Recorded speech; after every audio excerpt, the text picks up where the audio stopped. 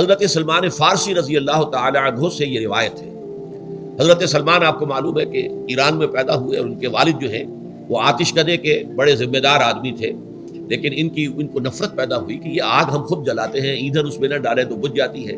ہم کیسے اس کے سامنے ہاتھ جوڑ کر کھڑے ہو جائیں، اس سے دعائیں مانگیں۔ بہرحال اس بنا پر جو بھی چپکلش ہوئی تو جیسے حضرت ابراہیم علیہ السلام کو ان کے والد نے گھر سے نکال دیا تھا، انہیں بھی گھر سے نکلنا پڑا، جیسے حضرت ابراہیم نے پھر ہجرت کی تھی اور وہ عراق سے جو ہے شام کی طرف منتقل ہوئے تھے، تو یہ ایران سے شام کی طرف منتقل ہوئے۔ وہاں جا کر انہوں نے عیسائیت کا مذہب اختیار کیا، راہبوں کے پاس رہے۔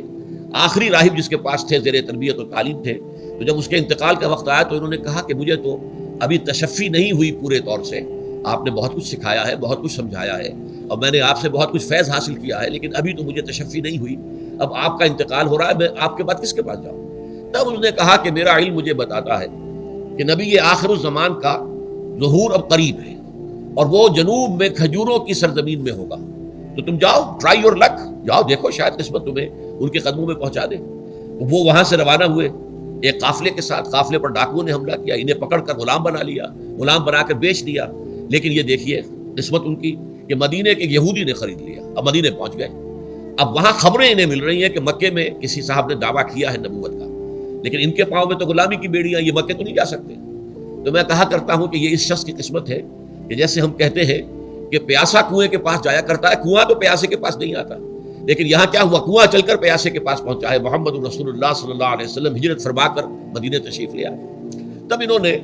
اپنے آقا سے ایک روز کچھ تھوڑی سی کھجوریں مانگی، لیں اور اجازت طلب کی اور جا کر حضور کی خدمت میں پیش کی، کیونکہ اس نے یہ بتایا تھا راہب نے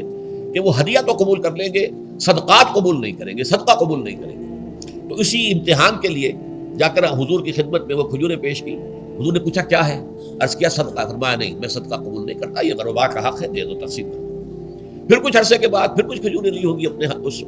آقا سے، پھر پہنچے، پھر جب حضور نے پوچھا کیا ہے، عرض کیا کہ یہ ہدیہ، آپ نے فرمایا ہاں ٹھیک ہے، ہدیہ میں قبول کرتا ہوں، تو فوراً قدموں میں گر گئے، ایمان لے آئے۔ اور ان کا معاملہ جو ہے یہ بھی جان لیجئے کہ یہ فقراء صحابہ میں سے تھے جو کوئی کام نہیں کرتے تھے، ہمہ وقت حضور کے ساتھ رہنا،